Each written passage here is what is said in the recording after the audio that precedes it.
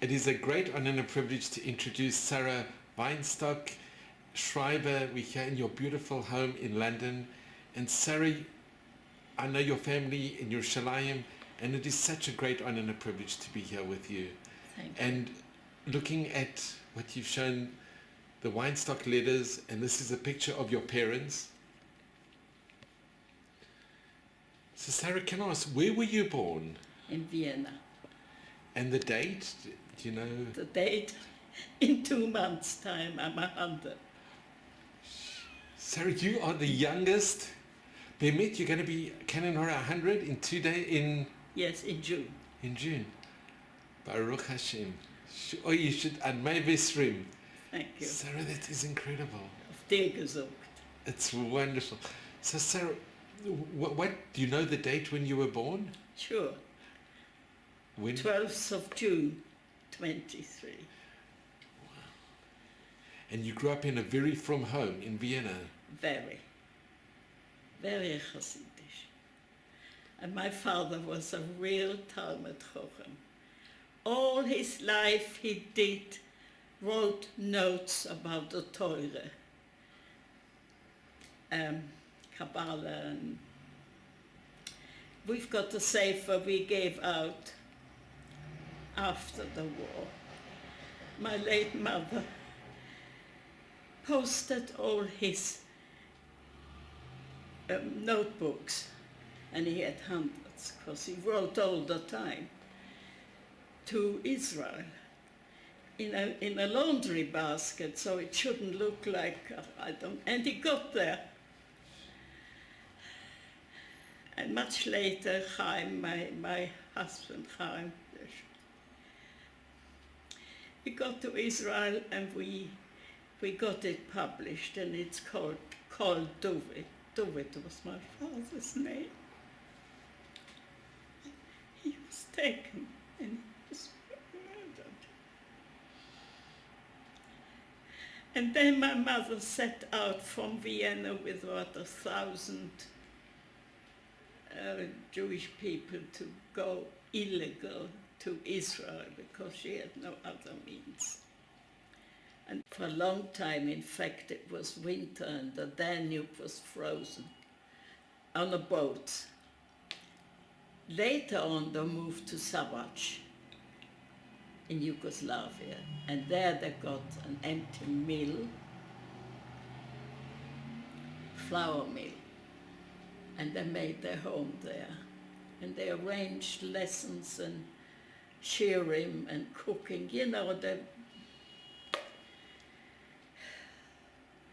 Earlier on, my late brother Tzvi, who, when he was a young boy of 11, went to my mother's parents in Nitra, Czechoslovakia, and he went to the yeshiva to learn. When all this happened, we used to say, thank God one of them's out. It wasn't to be. My mother's sister's husband, my uncle David, brought him to my mother on the ship, as he was, with a rowing t-shirt or what. No package, nothing. Left him with my mum, because they were also in trouble. And he never had, I think, the 6th child when it happened, and they were taken to Poland anyway, in a camp. Anyway, they all lost my mother's mother, the grandfather died before. And so many of my Weinstock family. Two aunts in Poland, and with their children and married children and kids, I can't count.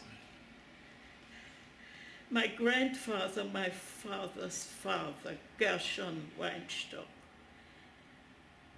he was a great fellow. He got to Israel, and he got there And his daughter, a widowed lady that lived with him, followed him. They had certificates or whatever you needed. But nobody could help my parents. And my mother used to say how my father lives with pachet. And God, they took him away. Didn't last long. It was difficult. We were 5 children at home. This 3 started off with my grandparents in Nitra, and 4 of us, Dr. Schoenfeld, took us on the Kindertransport, separate dates, and how we were saved. And only because a first cousin of mine had married Leo Godzinski from the cake shops, had married him and lived in London. So she took over. Uncles and even one of my sisters lived, that came with the Kindertransport, lived. When it came to me, she couldn't anymore. She was a young married couple, had 1 baby. And I was left. I was left at home. We tried everything possible. And Schoenfeld said, if you find a place to stay, I'll take you. How do you find a place to stay? My late brother, he's actually recently died. There's a picture on the floor there, on the wall. Naftule Weinstock. Died about 2 years ago, at the age of 97. He's younger. Came a year after me, just only a year. He was taken to, when he got to England, he was taken to the Schneider Yeshiva.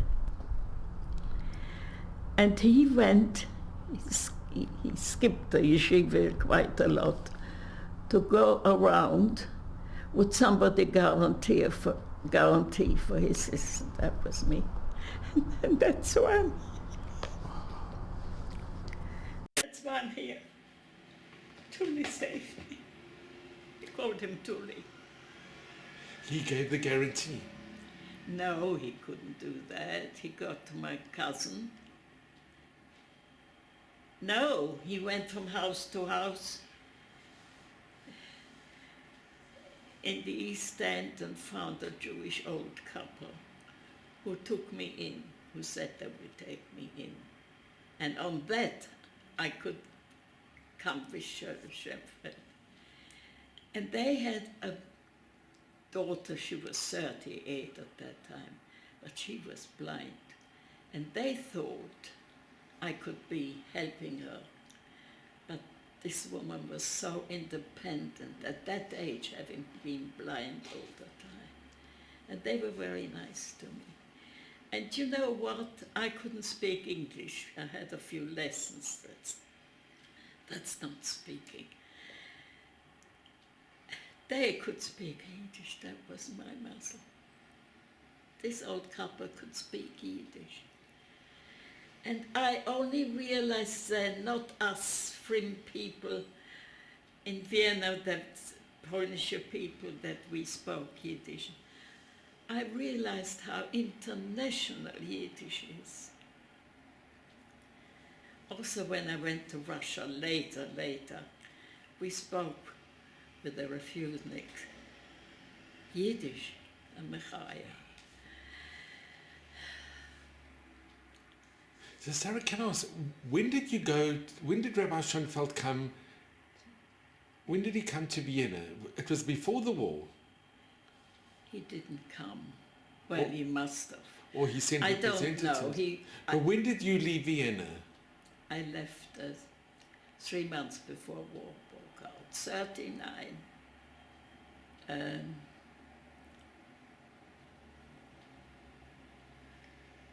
forgot the months for the minute, but 3 months before the war broke out. And I got to these people. And when you left, your mother she was still at home? Yes, and my father. So your mother and your father were... And was it very hard to say goodbye to your parents? I mean, you didn't know what it was going to be. We said, auf Wiedersehen. We'll see you Who would have again. thought? And you know, my parents, the nicest people you can imagine. My mother was fromm and beautiful and geschickt. She could do things and cooking and whatnot. She has a few languages, Czechoslovakian, Polish, something else, I don't know. And she was nice. Forgive. Forgive. How can you forgive this? But your parents, they sent... Did all the children manage to... All your brothers and sisters, did you all manage to leave? Yes, and they, thank God they're gone. Because we were in London and we had Mishpocha here. The uncles and auntie that my cousin that guaranteed for them all brought over. So my father's brothers and wives, you know. Sarah, and Rabbi Schonfeld, did you see him? You met him? I met him later years. When I made chasani for my daughter, he came to the wedding. And again, when this David that called me, he was at the wedding. He became close, yes. He was a great man. He was an incredible... He was an unsung hero. Handsome, beautiful, all the ladies fell for him. He was such a hero.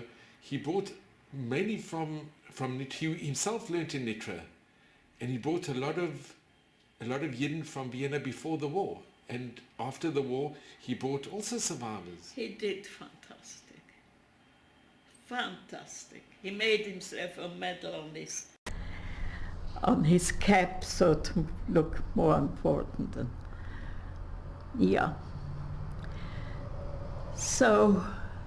And Sarah, growing up in Vienna, you must have very, very fond memories of growing up in your family. I have. We all went to the one and only religious school, the Wiener Talmud Torah, in the Malzgasse. I know exactly where it was from our home.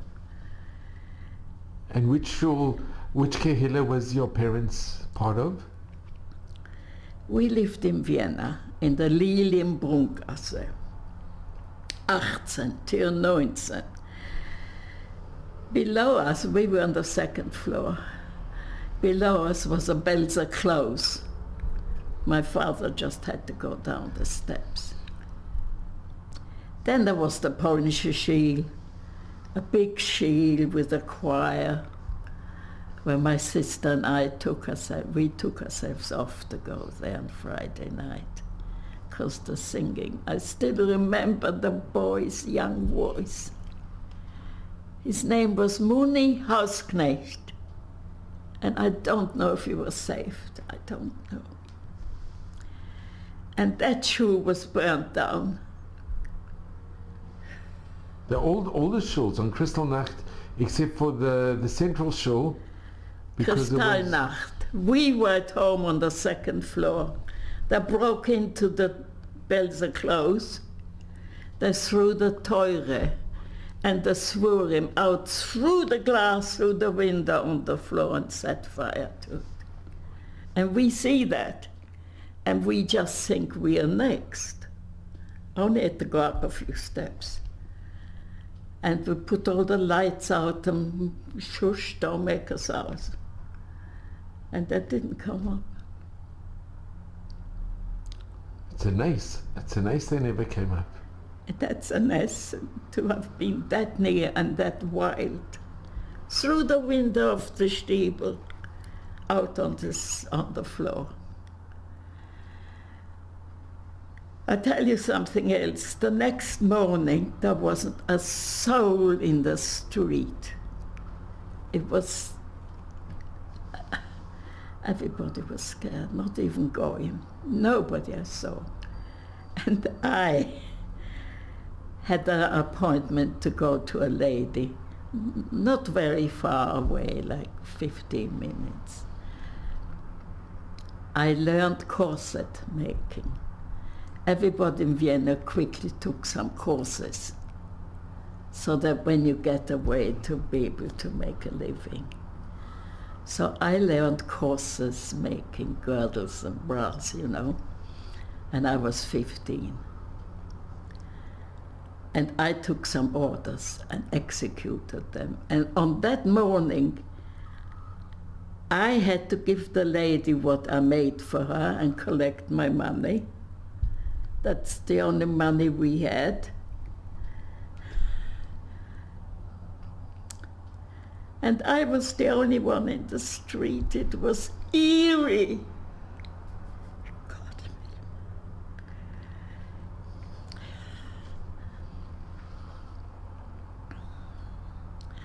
Because she was traveling the next day or the next few days, and she had to have it, and I had to have what I spent to make it.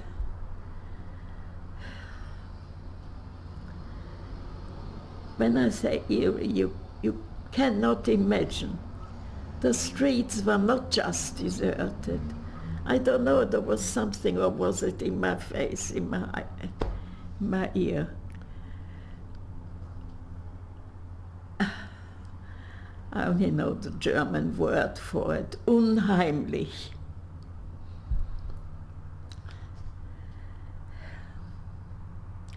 By the way, my English, I never really learned it. I got to England and never went to school, and I was 16. And I'd left school at 14, the Talmud Torah was finished, you know. And Sarah, do you remember the Anschluss? When... Of course. My mother came in with a newspaper and said that the Nazis have won. Because there was they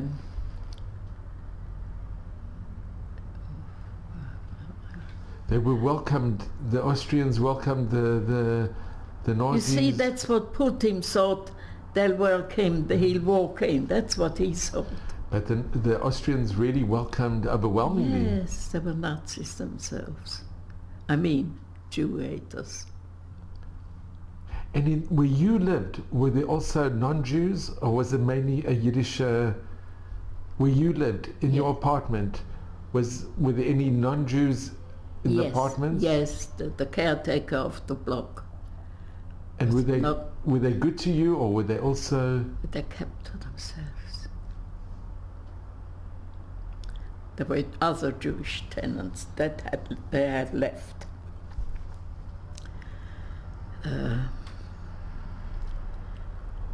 What was their name?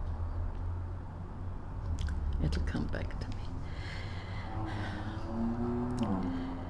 You know, it's very, very hard. If somebody dies in their own bed, like my late husband, what can you do? He's gone. And he was too young. And the best man in the world. They've just opened in Sara Tzedek, I should show you that leaflet, a Technion, and it's called the Schreiber Technion. We're opening, we're doing it. But there was the dedication this week on Wednesday. In Sara Tzedek? Yes, but there was two things.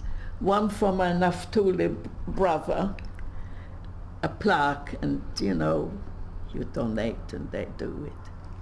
Very nice, I should. It's online. We live in Beit Vegan, right above Sara Tzedek. Yes. And this Technion, left Technion for Schreiber, they spoke about my late Chaim, because he was very unique in the way he worked and in the way he was to his workmen. So much so that a Gorische workman said, he's Jewish, mind you, he's one of us. It's the relationship he had with the people that worked for him, and he worked himself off. He had 8,000 employed. You don't live here.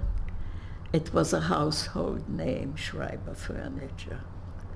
And later GEC, Schreiber Kitchens. Anyway, there's a lot to say about that. Sara, can I ask, when you came to England and you came to the family, was your siblings, they were with you, or you? No, he was in the yeshiva. Faye was with the cousin she had kept her in, my older sister. She's not here anymore. And I was with these people later on. They were, when war broke out, the people I was with, Maranovich was the name. They evacuated and couldn't afford to take me with them. So I came to one of my uncles, my father's brother. And that's where I met Chaim. I was just 16. He used to come up every night after work. And my lovely auntie Recha, I've got photographs of those people, made a mistake. And that's what he wanted, a cremated one. And she did it for him. And then they played cards in the evening. So that's how we started. But I was about 16, yeah. And then there was the war. He worked for de Havilland, the aircraft people. And he developed the wings for the mosquito. They should be light in molded wood. And that's what he used in his factory to make drawers and things, you know. It was unique. And he made this picture and this picture. Have a look. Wood inlay. Oh, wood inlay. From veneers. Wood inlay. You know what I mean? Yeah. And there are more. That was only a hobby later when he had these factories. Sara, can I ask, when did you first see your brother and your sister when you came to London? Did it take a bit of time, or did you see them as soon as you arrived? You want me to remember? It must have been a few days, because... But it must have been a big help knowing that you had your brother and your sisters in London with you. My uncle that took me in later when these people were evacuated. The Auntie Recha,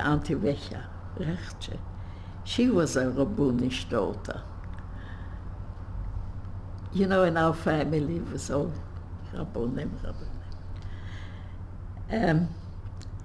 She wanted me to visit them from the East End when I arrived. So I said, I can't travel, I can't speak, I've got no money, I didn't have sixpence. And so I'll send you a young man. That was Chaim. And I said, who is he, what is he? You would see, he's very nice, he's an artist. So he took me to Auntie and laid out the fair money. And I kept saying, Auntie Recha, have you given him back the sixpence? And I never heard, I never know to this day. And then, as I say, when I lived with them, he came every night. Yeah, that was a long time ago. And Sara, have you ever been back to Vienna? I was never going to go back. but my father's cave is there. But this Uncle Benjamin Eliezer Schreiber, to where Helena came with her mother, saved himself. There's a long story how from the Nazis. When he was saved after the war, he moved to London, to Vienna. And then, of course, we had to go and see him. It connects with another story. Chaim, my late husband, studied architecture in Vienna. He had a stipendium, what is that, a scholarship, to study in Vienna for a Polish Yiddish kid. That was something. And he befriended my family, my cousins, the one, Gugi and Leo Grudzinski, because in Vienna they met at the Mizrahi. And Chaim always thought he had no family here. He was one alone. He lost his mother and two lovely brothers. So for years, he came in 38, I think, until 54, or was it 55? And then what happened? He met his close family. There was a fellow here, a friend from Vienna, we knew him, Freddie Greenwald. And he went to school with Tully, with my brother. And here, when he was in London, a married fellow, you know, a good friend of the family.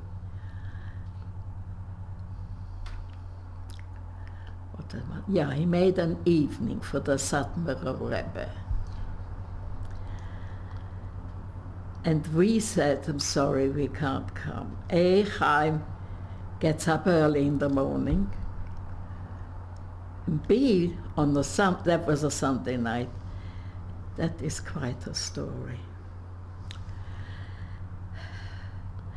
My sister, the one that lives here and that Chaim and I married off because she lived with me. She's 6 years younger than me, so I was grown up. When she got here, she was 9 years old. She got to Sunderland to a very nice Jewish family. Shochet was the name.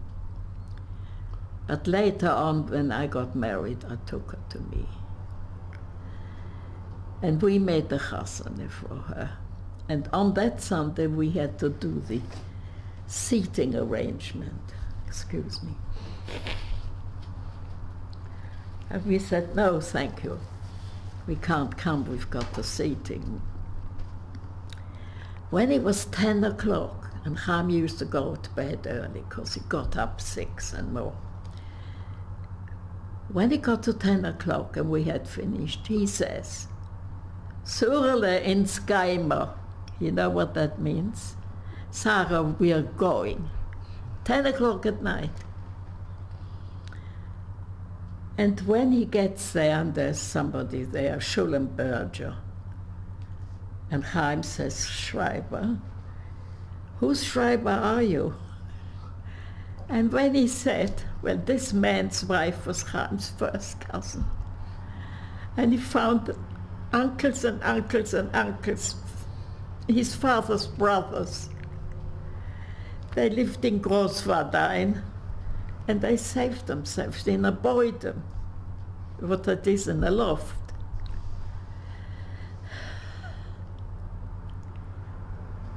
We were shaking for days. I can't tell you what that meant. And they were Hasidic Menschen. So Chaim was from home as well.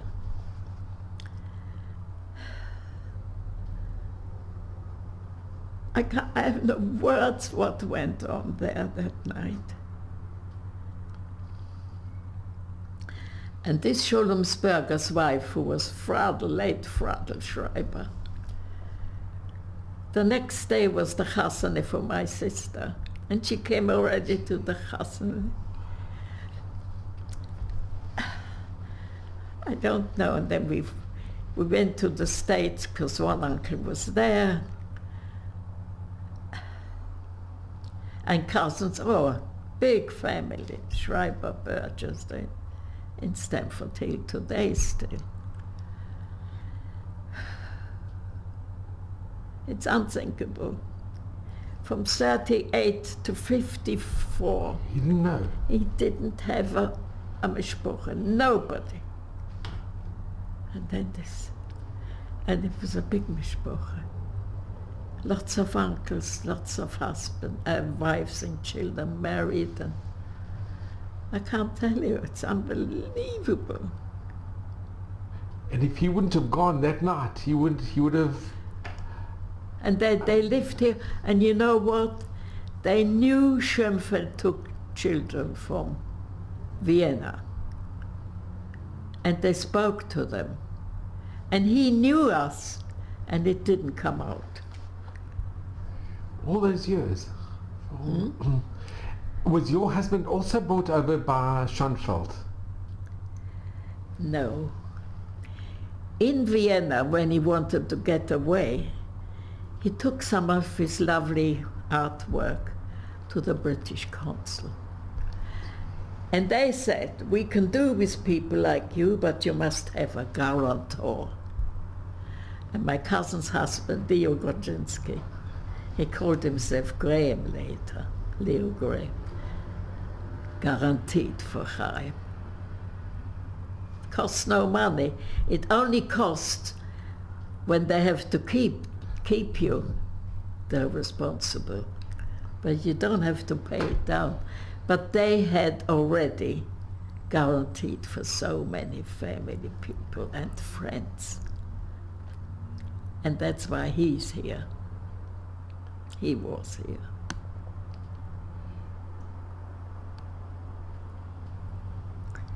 And Sarah, when you went back to Vienna, was it very difficult to go back? Look, I didn't want to speak Deutsch. I pretended I'm English, you know. But somebody must have heard me, to uncle or to anybody. Wieso sprechen Sie so gut Deutsch? He said, how comes you speak so good? I said, ich hab's in der Schule gelernt. I learned it in school. Well, that can be in any country. I wasn't going, but that uncle was so special. And the stories he has to tell. They came, I think, towards the end. They came with a spieß and poked the mattresses. And he was there, but he escaped. And how in the end did he escape? He was taken by train, goodness knows where. And he and his brother-in-law decided they're going to jump the train. And they did. Because if one jumps here and the train goes fast, the other one was somewhere else. And they didn't see each other for years. But I met them. Nissim. It's just miracles. Nissim and Nissim, unbelievable miracles. He was meant to live. And he was such a good soul. He did a lot in Vienna for the Yidden. When you went back, did you go see your apartment where you once lived? Yes, because I had to show Chaim and who's there now? It's still there. It's still there?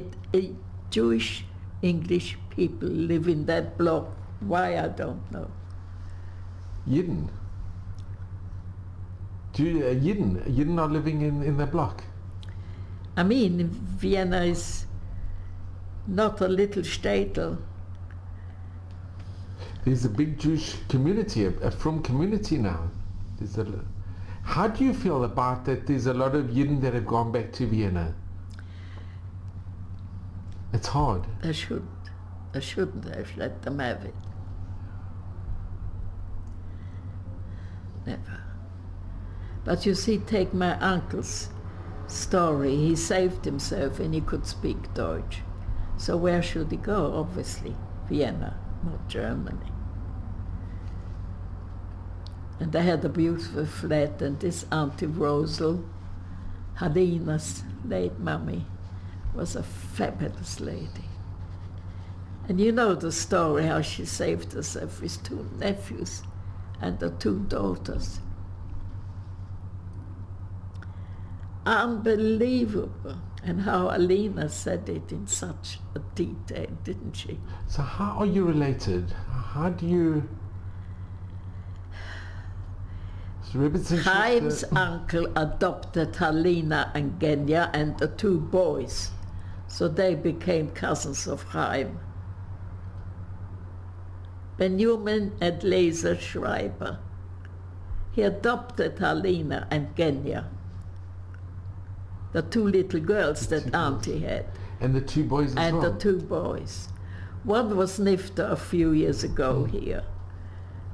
What was his name? Landau, Ephraim Landau. And the second boy is in the States, and he wasn't very from one. It was difficult. Yeah. But she kept, and with all the difficulty, the mother was unbelievable. And how her husband went back, when he said that if I don't go back, they're going to kill other Yidden, and he went back. He said he can't have Yidden being killed because he escaped. I didn't follow that. Her husband, the father, escaped from the camp, and he knew that when the morning comes and there's one missing, they're going to kill other Yidden. So he told his wife that he has to go back because he can't be responsible for other Yidden being killed. It's unbelievable. It's just something The unbelievable. father of those children Went back because he didn't want other Yidden to die because he had escaped. It's just something unbelievable. Very, very, very special. Very She unique. was elegant and from, and a lady. That was the mother. With all the tourism. But her husband to be the Rosh Hashiva of Kol Torah. Oh, you know, I was at their wedding in Vienna. And in those days he called himself Leo, but it's Moshe Yehuda. And I was very friendly with his mom. Nice lady, German. Meta Schlesinger. And Sarah, can I just ask, with all what had happened and when you found out what had happened to your parents, you always remained from? You always had your emunah and you always remained from? Yes. Don't ask me how and why, but my parents weren't just from. They were devoted from. You know, there's a big difference. And the yichus they both came from. She'd take that. Sarah, can we just show the picture of your parents? When you look at the pictures, they were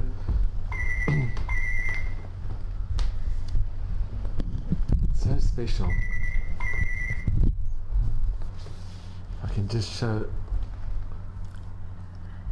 David was OSC.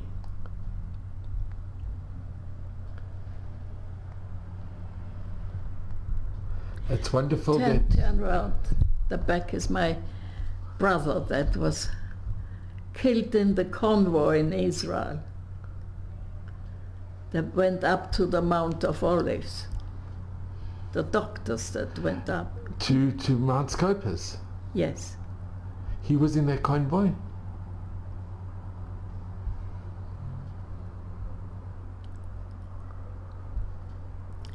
And you know, he from Yugoslavia, they finally took, I think, 200 students to Israel, illegal, the Israelis. And they stopped in many places. Some people didn't let them stop over. It took about 4 months to get to Israel from Yugoslavia. This was during the White Paper and the British Mandate. Yeah. And he was very cute, very clever. And he got himself into the university in Jerusalem. And he did yeshiva. And he looked after kids or somewhere in some, I don't know where it was anymore. And he was from, really from. And he spoke a perfect English, or learned it in no time. He used to correct me because I still make mistake. I never learned it properly. He used to, years ago, when he first came to Israel, correct it. Perfect Deutsch, although he left Vienna at the age of 11, never got back there. When he went to Nitra, to the yeshiva.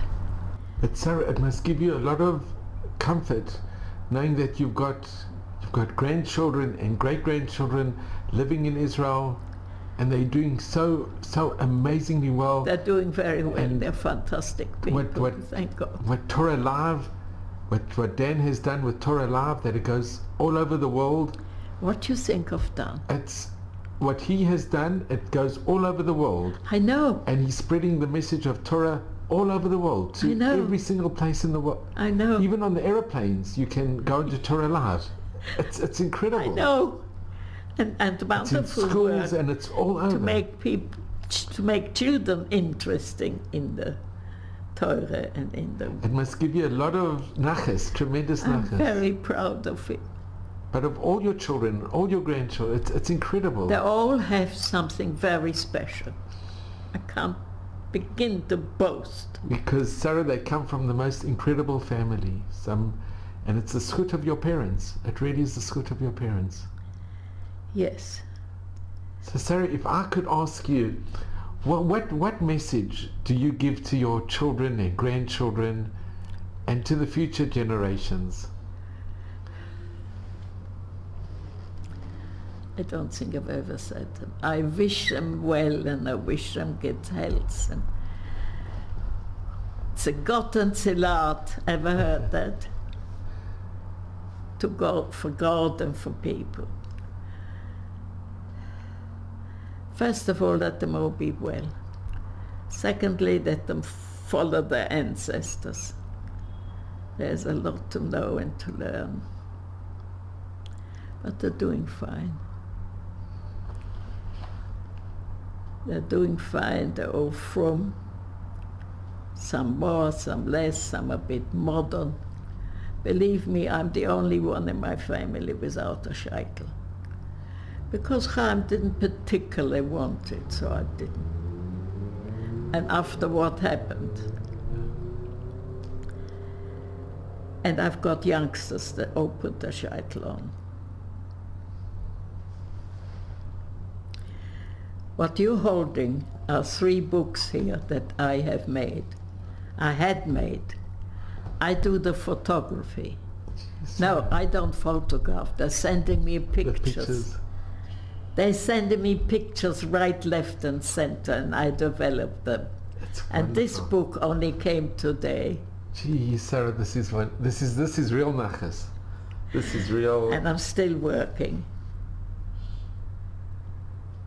This is a book that my granddaughter, David's daughter, wrote about Chaim. Chaim's way. It's wonderful.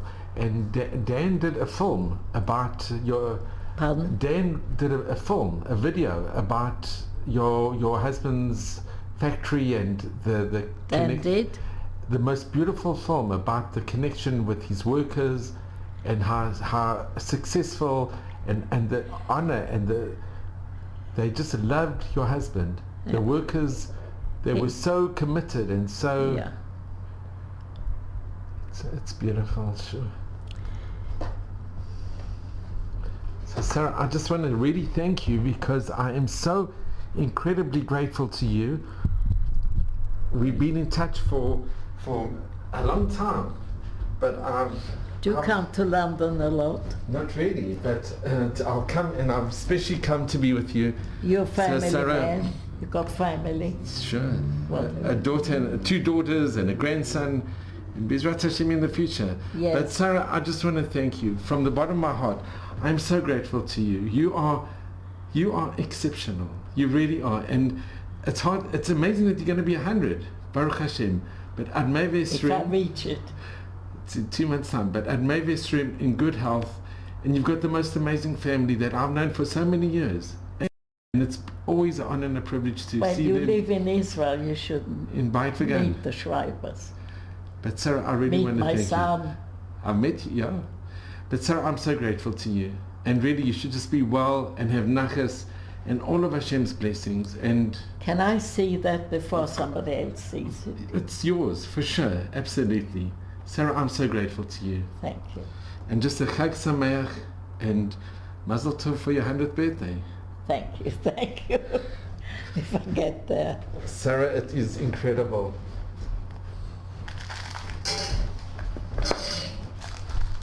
Really, thank you so much, Sarah. Thanks for that. Sarah, this is a picture of Vienna in 1924, and you are in the middle. Yes. And who's the sister? Faye. Feigele. And on the Naftule. Naftali. Oh, that was taken from that at one That's of the wonderful. celebrations. And in this picture, these are beautiful pictures. That's my first two daughters. And that's when she gets married, this big one. That's when I got married during the war. These are beautiful pictures. Sure. That's Chaim and me saluting each other. Oh, it's wonderful. Anyway, Sarah, how did this picture survive? How did I you took a handful I wasn't supposed to have you took a handful of pictures? of photos. And this is one of the pictures. Yeah. Well, it wasn't like this. It must have been on a postcard. But you took it. Yeah. So Sarah, here's your father and your mother. Yeah. And these. That's why my siblings. Just the youngest is not there. And where are you in the picture? On the outside here. Yeah. And this is. That's me. Ages back. There's a very strong resemblance with your mother. Yeah. I don't know. And in this picture. Wait a minute, let me put this. This is your father. Yeah. And this picture. Hi. Beautiful. Sarah, thank you so much. It's been the biggest schut, the biggest honor and privilege to be here. Listen, nice to meet you. You're doing some very important work. And those that I've seen, I've enjoyed. Sarah, coming If from you can enjoy something like I know, that. but Sarah, coming from you, it means so much. Thank you so much. I'm so incredibly grateful. You also had once a family Horowitz. I didn't know them personally, but my auntie who's lost during the war in Poland was a Mrs. Horowitz. And her daughter married a Horowitz, I think all the Rabbinish Horowitzes. So I used to wonder if she's one of them. Sarah, thank you.